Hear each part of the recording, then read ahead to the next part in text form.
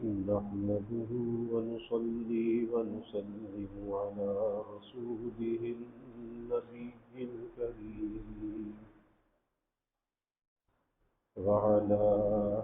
آله وأصحابه أجمعين. اللهم صل على سيدنا ومولانا محمد وعلى آل سيدنا ومولانا محمد وبارك وسلم صلاة وسلاما كثيرا كثيرا. توفیق الہی اپنے مرشد پاک کی برکت سے عشاء کی اس نشست میں فضائل ایمان کا درس چل رہا ہے. اللہ تعالیٰ اس درس کی برکت سے ہمارے ایمان کی حفاظت فرمائے اور موت تک قبر تک اللہ ہمارے ایمان کو سلامت رکھے. ایمان کی حفاظت کے ذرائع میں سب سے پہلا جو ذریعہ ہے وہ نیک صحبت ہے. اس پر بات چل رہی ہے. آخری حدیث مبارکہ جو عرض کی گئی اس میں اللہ کے حبیب صلی اللہ علیہ وسلم نے ایک صحابی سے فرمایا، حضرت ابو رزین رضی اللہ تعالی عنہ، میں تمہیں اس امر یعنی دین کی جڑ نہ بتلا دوں جس کے ذریعے تم دنیا و آخرت کی بھلائی حاصل کر سکو؟ تو سنو، ان چیزوں کو تم اپنے اوپر لازم کر لو. پہلی بات فرمائی کہ اہل ذکر کی مجالس میں بیٹھا کرو تاکہ تمہیں بھی ذکر اللہ کی توفیق اور سعادت نصیب ہو. اور دوسرے فرمایا کہ جب تنہا ہو تو جس قدر ممکن ہو ذکر اللہ کے لیے اپنی زبان کو حرکت میں رکھو، یعنی لوگوں میں بیٹھ کر بھی اللہ کا ذکر کرو اور تنہائی میں بھی اللہ کے ذکر سے، اللہ کی یاد سے اپنے قلب کو منور کرو. پھر تیسری بات فرمائی کہ محض اللہ ہی کے لیے کسی سے محبت کرو اور اللہ ہی کے لیے بغض رکھو. دوستی بھی اللہ کے لیے، بغض بھی اللہ کے لیے. پھر آگے پانچویں بات فرمائی کہ کیا تمہیں معلوم ہے کہ جب کوئی شخص اپنے مسلمان بھائی کی زیارت اور ملاقات کی غرض سے گھر سے نکلتا ہے تو 70,000 فرشتے اس کے پیچھے پیچھے چلتے ہیں اور وہ اس کے لیے سب فرشتے دعا اور استغفار کرتے ہیں اور کہتے ہیں کہ اے ہمارے پروردگار، اس شخص نے محض تیری رضا و خوشنودی کی خاطر ایک مسلمان بھائی سے ملاقات کی ہے. فرشتے یہ کہتے ہیں تو اس کو اپنی رحمت اور مغفرت کے ساتھ منسلک کر دے. پس اے ابو رزین، اگر تمہارے لیے ان مذکورہ چیزوں میں اپنی جان کو لگانا ممکن ہو تو ان چیزوں کو ضرور اختیار کرو. یہ آخری حدیث مبارکہ تھی. اس کے بعد کچھ اولیاء امت کے جو اقوال ہیں نیک صحبت کے بارے میں، جو ان کی تعلیمات ہیں، آگے وہ کچھ باتیں بیان فرمائی کہ انسان کی زندگی پر صحبت کے اثرات کس طرح سے پڑتے ہیں. تو سب سے پہلے حکیم الامت مجدد الملت حضرت تھانوی رحمۃ اللہ علیہ فرماتے ہیں چونکہ انسان کے اندر اللہ تعالیٰ نے یہ خاصیت رکھی ہے کہ دوسرے انسان کے خیالات اور حالات سے بہت جلد اور بہت قوت کے ساتھ اور بدون کسی خاص کوشش کے اثر قبول کر لیتا ہے. دوسرے کے خیالات، دوسرے کے افکار بہت جلد اور بہت قوت کے ساتھ اور بدون کسی خاص کوشش کے وہ اثر قبول کر لیتا ہے. یعنی صحبت کا ایسا رنگ چڑھتا ہے کہ نہ چاہتے ہوئے بھی وہ باتیں جس صحبت میں جا رہا ہے وہ خود بخود اس کے اندر منتقل ہونے لگتی ہیں.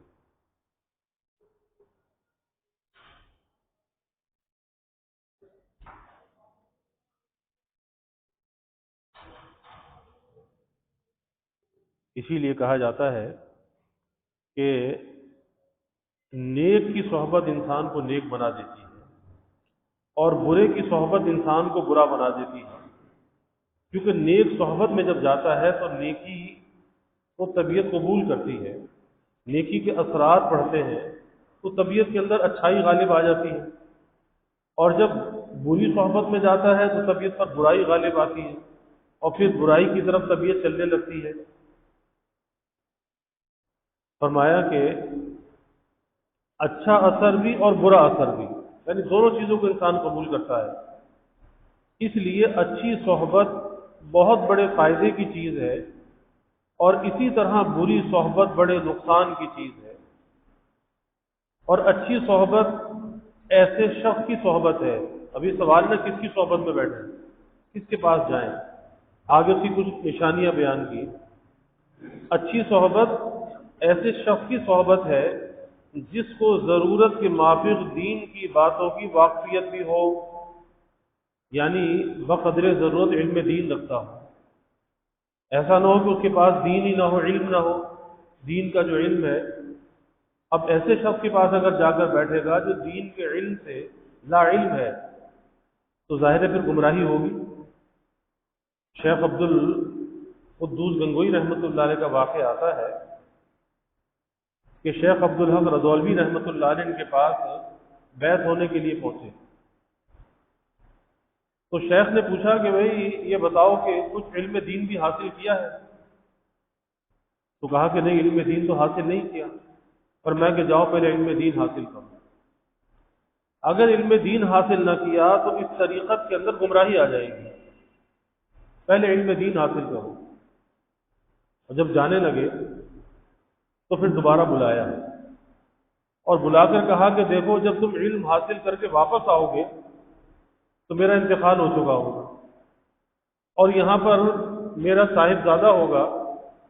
اس سے بیعت ہو جانا، اور گاہے گاہے میری قبر پر آتے رہنا، اور وہی نفع ہوگا جو زندگی میں نفع ہوتا ہے۔ تو پہلی چیز کیا ہے کہ جس کی صحبت میں جائے یہ دیکھ لے کہ اس کے پاس بقدر ضرورت علم دین بھی ہے یا نہیں۔ اور دوسری بات یہ کہ اس کے عقیدے بھی اچھے ہوں، عقیدے، شرک اور بدعت اور دنیا کی رسموں سے بچتا ہو، شرکیات کے اندر مبتلا نہ ہوتا ہو، بدعات کے اندر مبتلا نہ ہو، اور دنیا کے جو رسم و رواج ہیں اس سے بھی وہ بچتا ہو، اور اس کے اعمال بھی اچھے ہوں، مثلا نماز، روزہ اور ضروری عبادتوں کا وہ پابند ہو۔ پھر اس کے بعد اس کے معاملات بھی اچھے ہوں کہ وہ لین دین کا صاف ہو، حلال اور حرام کی احتیاط ہو۔ یہی وجہ ہے کہ حکیم الامت حضرت تھانوی رحمۃ اللہ علیہ جب کہیں سفر پہ تشریف لے جاتے اور کوئی شخص یہ کہتا کہ حضرت مجھے بیعت کر لیجیے، تو حضرت فرمایا کرتے تھے کہ بھائی سفر میں بیعت کس وجہ سے ہو رہے ہو؟ تو تم نے میرا بیان سنا ہے اور بیان سن کر تم متاثر ہو گئے، تو ظاہر ہے کہ بیان میں تو آدمی اچھی باتیں کرتا ہے نا، بیان میں کوئی بری باتیں تو کرتا نہیں ہے، تو تم بیان سے متاثر ہوئے اور تم کہتے ہو کہ جی بیعت کر لو، تو پہلے مجھے پرکھ تو لو۔ اور اس پرکھنے کا طریقہ یہ ہے کہ آپ سفر کر کے تھانہ بھون آؤ، میرے وطن میں آؤ، اور کچھ دن وہاں پر آ کر رہو، پھر وہاں پر میری عادات کو دیکھو، میرے اخلاق کو دیکھو، میرے معاملات کو دیکھو، میرے ذرائع آمدنی کو دیکھو، پھر اگر دل مطمئن ہو تو پھر بیعت ہو جانا۔ اس طرح سے کسی کا بیان سن کر بیعت نہیں ہوتے۔ اس لیے حضرت فرما رہے ہیں کہ جہاں وہ ضروری عبادتوں کا پابند ہو وہیں پر اس کے معاملات بھی اچھے ہوں، لین دین کا معاملہ اس کا صاف ہو، اور حلال اور حرام کی احتیاط اس کے اندر ہو، یعنی حلال کو وہ اختیار کرتا ہو اور حرام سے اپنے آپ کو بچاتا ہو۔ اور فرمایا کہ اخلاق ظاہری بھی اچھے ہوں، اخلاق ظاہری، مزاج میں عاجزی ہو، طبیعت میں اکھڑ پن نہ ہو، سختی نہ ہو، مزاج میں عاجزی ہو، کسی کو بلا وجہ تکلیف نہ دیتا ہو، غریبوں حاجت مندوں کو ذلیل نہ سمجھتا ہو، اخلاق باطنی بھی اچھے ہوں، جہاں ظاہری اخلاق اچھے ہوں یعنی اللہ کی مخلوق سے جو اس کا برتاؤ ہے، تو یہ اللہ کی مخلوق سے برتاؤ بھی اچھا ہو، اس کے ساتھ ساتھ اس کے جو باطنی اخلاق ہیں فرمایا کہ یہ بھی اچھے ہوں، خدا کی محبت اور اس کا خوف دل کے اندر رکھتا ہو، اللہ کی محبت اور اس کا خوف دل میں رکھتا ہو، اور دنیا کا لالچ دل میں نہ رکھتا ہو، کیونکہ اگر دنیا کا لالچ ہوگا تو پھر وہ دین فروش بن جائے گا، پھر وہ دین کا تحفظ کیسے کرے گا؟ اس کے اندر تو دنیا آ جائے گی، اور جب دنیا آئے گی تو دین فروشی آ جائے گی۔ تو فرمایا کہ دنیا کا لالچ دل میں نہ رکھتا ہو، اور آخرت کی زندگی کے سامنے دنیا کی زندگی کو عزیز نہ رکھتا ہو۔ اور اس کا پتہ جب چلتا ہے کہ کوئی دنیا کا نفع انسان کو حاصل ہو رہا ہے، لیکن نفع وہ حلال نہیں ہے، جائز نہیں ہے، لیکن اندر سے نفس یہ کہتا ہے کہ لے لے۔ اب جس کے دل کے اندر اپنی آخرت کی فکر ہوگی اور آخرت کی زندگی کو جو عزیز رکھتا ہوگا، اس دنیا کے نفع کو اس لیے ٹھکرا دے گا کہ میری آخرت کی جو زندگی ہے وہ کھوٹی ہو جائے گی، آخرت کا سفر میرا کھوٹا ہو جائے گا۔ تو یہاں پر انسان کی آزمائش اور امتحان ہوتا ہے، اس وقت پتہ چلتا ہے کہ ایک طرف دنیا ہے اور ایک طرف اس کی آخرت ہے، ابھی کس کو ترجیح دیتا ہے؟ تو جس کے دل میں دنیا کی محبت نہیں ہوگی اور آخرت کی رغبت دل کے اندر ہوگی، پھر وہ دنیا کی پرواہ نہیں کرے گا، پھر وہ اپنی آخرت کو بچائے گا۔ تو آخرت کی زندگی کو دنیا کے سامنے عزیز نہ رکھتا ہو اور ہر حال میں صبر و شکر کرتا ہو، یہ اخلاق باطنی ہے۔ صبر کے موقع پہ صبر کرتا ہو اور شکر کے موقع پہ شکر کرتا ہو، اور یہ دونوں چیزیں انسان کی زندگی کی گاڑی کے دو پہیے ہیں کہ کبھی اس کی طبیعت کے موافق حالات ہوتے ہیں، خوشی ہوتی ہے، نعمت ہوتی ہے، راحت ہوتی ہے، صحت ہوتی ہے، اور ہر چیز طبیعت کے موافق چل رہی ہوتی ہے، اور کبھی ایسا ہوتا ہے کہ طبیعت کے ناموافق حالات پیش آ جاتے ہیں، ناگواریاں آ جاتی ہیں، مشکلات، دشواریاں، بیماریاں، اور یہ دونوں چیزیں زندگی میں ساتھ ساتھ چلتی ہیں۔ تو جب طبیعت کے موافق حالات ہوں، نعمتیں ہوں، اس وقت میں کیا کرنا چاہیے؟ اللہ کی نعمت پہ شکر ادا کرنا چاہیے۔ اور ہوتا یہ ہے کہ جب نعمت کی فراوانی ہوتی ہے تو انسان کی نظر نعمت تک تو ہوتی ہے، لیکن نعمت دینے والی ذات تک نظر نہیں جاتی، پھر وہ سمجھتا ہے کہ نہیں، میرا یہ کمال ہے، میری محنت کا یہ نتیجہ ہے، میری قوت بازو کا یہ کمال ہے، تو شکر سے محروم ہو جاتا ہے، شکر اس کی زبان پر نہیں آتا، اور پھر وہ نعمت اس کے لیے آزمائش بن جاتی ہے، امتحان بن جاتی ہے، اور جب نعمت کی ناقدری ہوتی ہے، اپنی طرف منسوخ کرتا ہے، تو پھر خطرہ ہے نعمت سے زوال بھی آئے گا، نعمت سے قلت بھی آئے گی، دقت بھی آئے گی۔ تو نعمت کی حفاظت کا راستہ بھی یہی ہے، طریقہ بھی یہی ہے، بھائی اللہ کی نعمتیں کس نے دی؟ اللہ نے دی۔ کوئی تعریف کرتا ہے تو میرے رب کی تعریف ہے جس نے یہ نعمت دی ہے، میں اس قابل کہاں تھا؟ اور یہ ذریعہ جو شکر کا راستہ ہے، یہ نعمت کی حفاظت کا سبب بھی بنتا ہے، نعمت کی ترقی کا سبب بھی بنتا ہے۔ تو نعمت ملنے کے بعد کبھی آدمی کو بڑائی میں اور اترانے پن کے اندر مبتلا نہیں ہونا چاہیے، بلکہ اللہ کا شکر گزار ہونا چاہیے، یا اللہ تیرا شکر ہے۔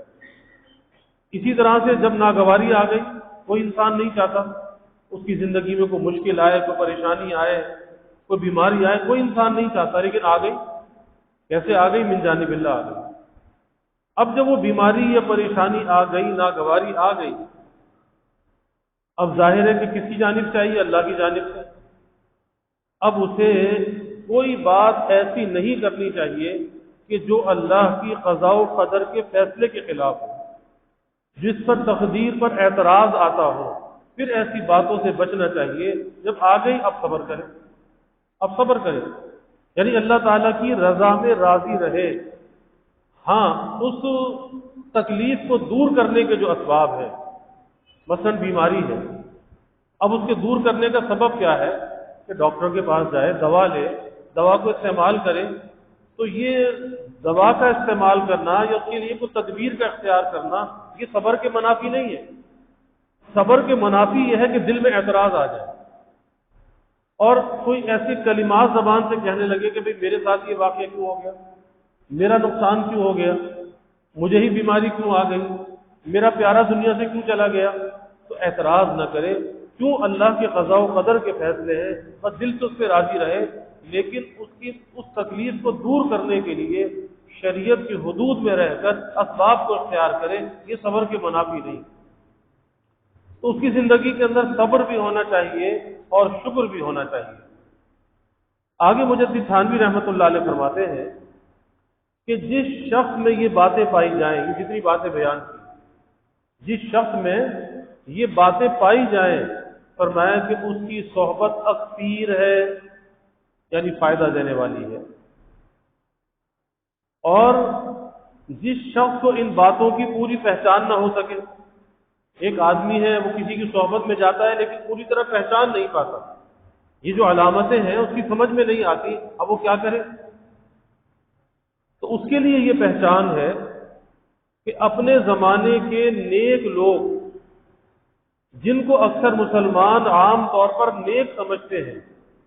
تو ایسے نیک لوگ جس شخص کو اچھا کہتے ہوں، نیک لوگ جس شخص کو اچھا کہتے ہوں اور 10-5 بار اس کے پاس بیٹھنے سے دل بری باتوں سے ہٹنے لگے اور نیک باتوں کی طرف دل جھکنے لگے، بس تم اس کو اچھا سمجھو۔ جس کو نیک لوگ اچھا سمجھ رہے ہیں، اس کی صحبت میں یہ اثر ہے کہ 10-5 بار بیٹھنے سے دنیا سے دل ہٹنے لگے، برائی سے دل ہٹنے لگے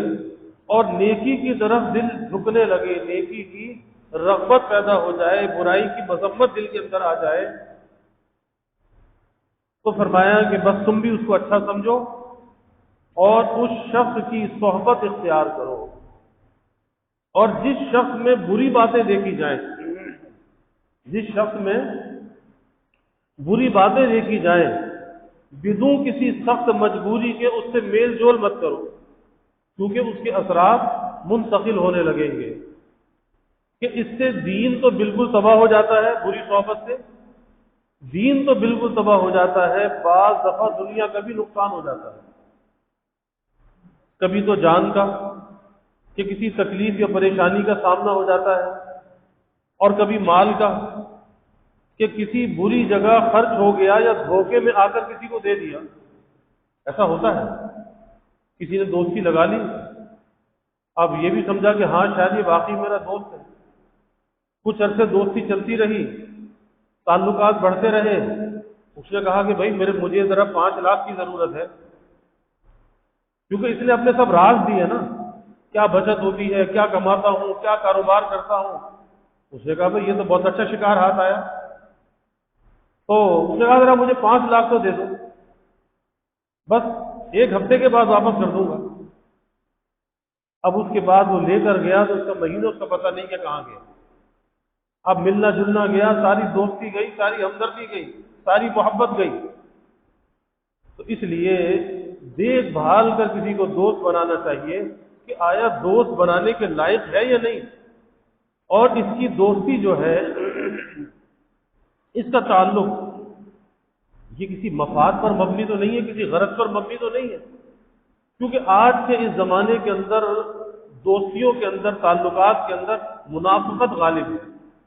کہ آدمی اگر کسی سے دوستی کر رہا ہے، وہ دوستی کسی محبت کی بنا پر نہیں، اللہ کی رضا کے لیے نہیں ہے، وہ دوستی کسی غرض کے لیے ہے۔ اچھا یہ کوئی بڑا آدمی ہے، کہیں میرا کام اٹکے گا، یہ میری سفارش کر دے گا، یہ میری مدد کر دے گا۔ اب یہ کیا ہے، غرض آ گئی نا، غرض آ گئی، مفاد آ گیا، تو دیکھ بھال کا دوستی کرنی چاہیے کہ ایسا نہ ہو کہ کہیں کھڑا کر کے نیلامی کر کے چلا جائے۔ تو فرماتے ہیں کہ بری دوستی کا نتیجہ کیا ہوگا، برے تعلق کا، کہ کبھی جان کا نقصان ہوگا، کبھی کسی تکلیف یا پریشانی کا سامنا ہوگا، اور کبھی مال کا کسی بری جگہ خرچ کرا دے گا برا دوست، یا دھوکے میں آ کر کسی کو دے دیا، خواہ محبت کے جوش میں آ کر مفت دے دیا، اور خواہ قرض کے طور پر دے دیا اور پھر وصول نہ ہوا۔ اور آج کے زمانے میں ایسے واقعات بہت ہو رہے ہیں، بہت ہو رہے ہیں،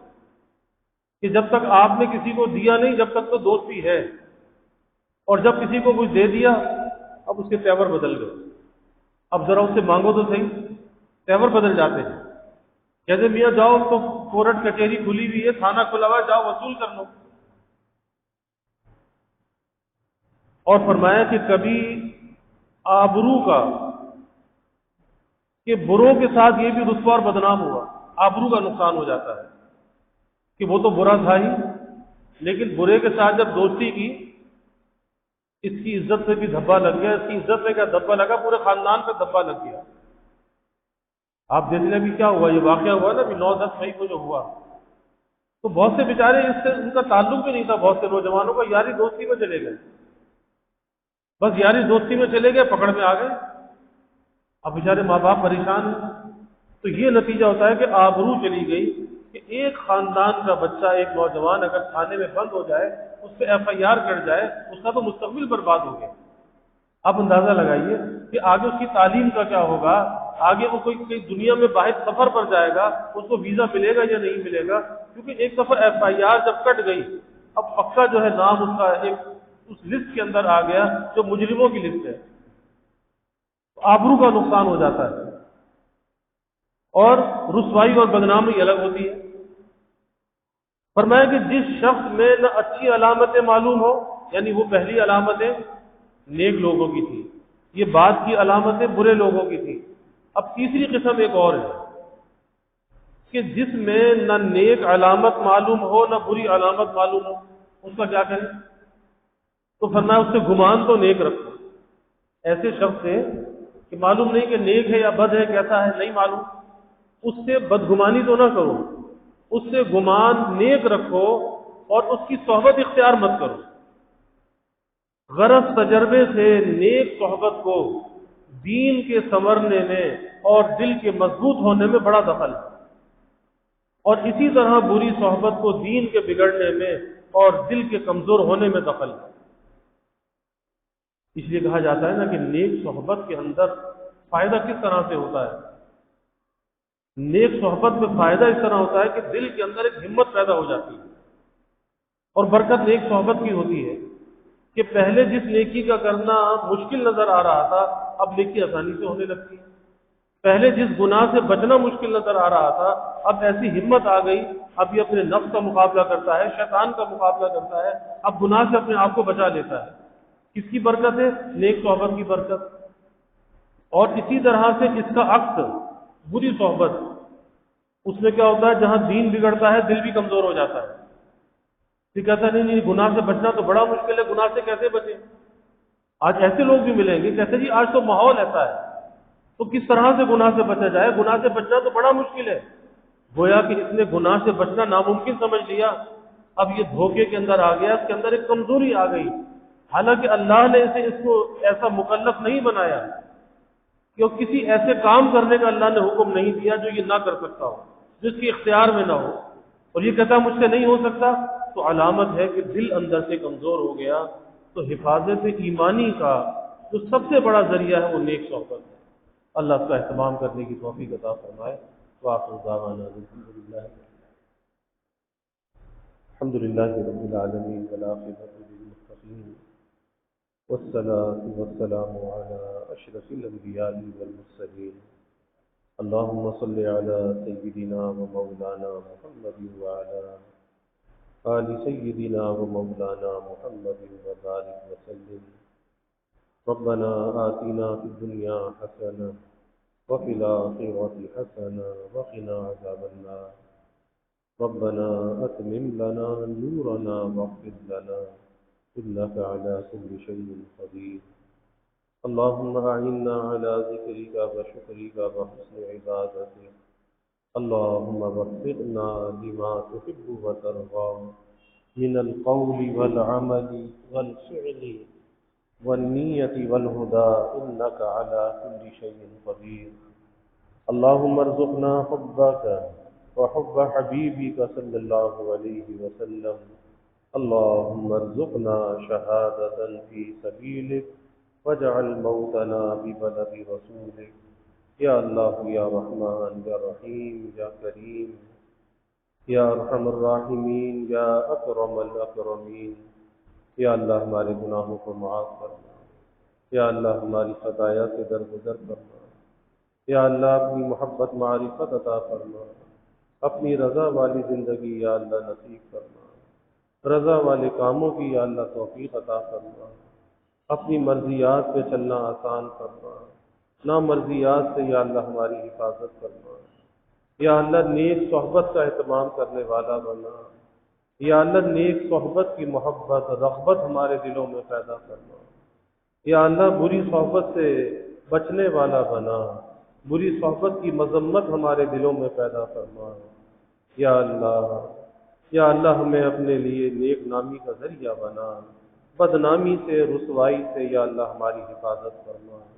یا اللہ برے دن سے ہماری حفاظت فرما، بری رات سے ہماری حفاظت فرما، بری گھڑی سے یا اللہ ہماری حفاظت فرما، اور برے ساتھی سے یا اللہ ہماری حفاظت فرما، یا اللہ اپنے مقبول اور محبوب بندوں سے وابستگی نصیب فرما، اصلاح کا صحیح فکر ہمارے دلوں میں پیدا فرما، تزکیہ باطن یا اللہ ہمارے لیے آسان فرما، کثرت ذکر کا یا اللہ ہمیں عادی بنا، کثرت کلام سے ہماری حفاظت فرما، ذکر کے انوار سے ہمارے قلوب کو منور فرما، یا اللہ دلوں میں نرمی عاجزی زاری پیدا فرما، دلوں کی قساوت کو سختی کو یا اللہ دور فرما، ذکر کے انوار سے ہمارے قلوب کو منور فرما، مزین فرما، یا اللہ ظاہری باطنی ہر قسمی ترقیات عطا فرما، سب کے دلوں کے نیک ارادوں کو تمناؤں کو یا اللہ غیب پورا فرما، سب کی حاجات کو پورا فرما، پریشانیوں کو دور فرما، بیماریوں سے یا اللہ حفاظت فرما، ہر ناگہانی بلا اور مصیبت سے یا اللہ حفاظت فرما، زمینی آسمانی آفات سے یا اللہ حفاظت فرما، موذی امراض سے یا اللہ حفاظت فرما، یا اللہ سب کے علم میں عمل میں رزق میں خوب خیر و برکت فرما، ابواب رزق یا اللہ کشادہ فرما، رزق حلال عطا فرما، آسان عطا فرما، برکت والا عطا فرما، یا اللہ رزق ظاہر بھی عطا فرما، رزق باطن بھی عطا فرما، اپنی محبت اور معرفت کا رزق عطا فرما، یا اللہ نیکی اور طاعت کا رزق عطا فرما، یا اللہ کبھی کسی کو مخلوق کا محتاج نہ بنا، ہمیشہ اپنے در کا سائل اور بھکاری بنا، اپنے در کا منگتا اور سوالی بنا، یا اللہ اپنے غیر سے ہماری امیدوں کو قطع فرما، اپنی ذات عالی کا یقین ہمارے دلوں میں پیدا فرما، یا اللہ ہر امید کو تیری ذات سے وابستہ کرنے والا بنا، یا اللہ ایمان کی ترقی اعضاء کی سلامتی عطا فرما، ہر محتاجی معذوری سے یا اللہ ہماری حفاظت فرما، یا اللہ ہمارے ملک پر اپنی رحمتوں کا نزول فرما، اس ملک کو امن کا سلامتی کا گہوارہ بنا، ہر قسمی بد امنی بے چینی بے سکونی کو دور فرما، یا اللہ ہر قسم کے انتشار سے افتراق سے اس ملک کی حفاظت فرما، اس ملک میں رہنے والوں کی حفاظت فرما، یا اللہ ہر قسمی دہشت گردیوں سے فرقہ واریت سے مذہبی منافرت سے شر پسندی سے جلاؤ گھیراؤ توڑ پھوڑ سے یا اللہ اس ملک کی حفاظت فرما، یا اللہ جو اس ملک میں شر پسندی پھیلانے والے یا اللہ دہشت گردیاں کرنے والے لوگوں کی جان مال املاک کو نقصان پہنچانے والے یا اللہ جو ان کی سرپرستی کرنے والے یا اللہ ایسوں کو تباہ و برباد کرنا، نشان عبرت بنا، کیفر کردار تک پہنچا، یا اللہ ایسے لوگوں کو بے نقاب فرما، ایسوں کے وجود سے یا اللہ اس ملک کو پاک فرما، تا قیامت یا اللہ اس ملک کی حفاظت فرما، یا اللہ اس ملک میں معاشی سیاسی اخلاقی یا اللہ استحکام عطا فرما، معاشرتی استحکام عطا فرما، یا اللہ مہنگائی کے گرانی کے عذاب سے نجات عطا فرما، سب کے گزر بسر کو آسان فرما، یا اللہ سب کے سفید پوشی کے بھرم کو قائم فرما، کسی کو مخلوق کے آگے رسوا نہ فرما، مخلوق کے آگے سوال کی ذلت سے بچا، عزت آبرو والی زندگی عطا فرما، ستاری والی زندگی عطا فرما، یا اللہ اپنی مدد کو نصرت کو شامل حال فرما، ہمیں بے یار و مددگار نہ فرما، یا اللہ سب کے گھروں میں چین سکون عافیت راحت عطا فرما، نعمتیں برکتیں عطا فرما، نعمتوں کی فراوانی عطا فرما، ہر قلت سے دقت سے ابتلا سے آزمائش سے یا اللہ حفاظت فرما، سب کی اولادوں کو یا اللہ نیک صالح بنا، آنکھوں کی ٹھنڈک بنا، والدین کے لیے راحت کا ذریعہ بنا، اولاد کا مستقبل یا اللہ تابناک بنا، والدین کو اولاد کی خوشیاں دیکھنا نصیب فرما۔ یا اللہ جو بے اولاد ہیں نیک صالح اولاد عطا فرما۔ یا اللہ جو اولاد نرینہ چاہتے ہیں نیک صالح بیٹے عطا فرما۔ یا اللہ جو بچے بچیاں بے نکاح بیٹھے ہیں، یا اللہ ان کے لیے نباہ والے جوڑ کے رشتے عطا فرما۔ تمام والدین کو اس فریضے سے سبکدوش فرما، والدین کی آنکھوں کو ٹھنڈک اور راحت عطا فرما۔ یا اللہ ہماری اس مسجد کی توسیع اور تعمیر کے مرحلے کو آسان فرما۔ یا اللہ دارالقرآن کا قیام آسان فرما۔ یا اللہ اپنی غیبی مدد کو شامل حال فرما۔ یا اللہ اس کے مغربی سمت کے مکانات کا حصول بھی آسان فرما۔ ہر قسم کی موانع سے رکاوٹوں سے یا اللہ اس کی حفاظت فرما۔ یا اللہ اس کی ادائیگی کا غیب سے انتظام فرما۔ اپنے مخلص بندوں کے قلوب کو یا اللہ متوجہ فرما۔ یا اللہ جو بھی اس میں تعاون کرنے والے معاونین اور یا اللہ خادمین جس نوع سے بھی خدمت کرنے والے تعاون کرنے والے، یا اللہ انہیں دنیا آخرت میں بہترین جزا عطا فرما، دارین کی دائمی نعمتیں عطا فرما۔ یا اللہ جو ہم نے مانگا وہ بھی عطا فرما، جو نہ مانگ سکے وہ بھی عطا فرما۔ ہمیشہ اپنے سے مانگنے والا بنا، ہمیشہ ہماری دعاؤں کو قبول فرما، اپنی بارگاہ میں مستجاب الدعوات بنا۔ ربنا تقبل منا انك انت السميع العليم وتب علينا انك انت التواب الرحيم وجزى الله عنا محمدا صلى الله عليه وسلم معه وآله وصلى الله تعالى وسلم على النبي الكريم آمين برحمتك يا أرحم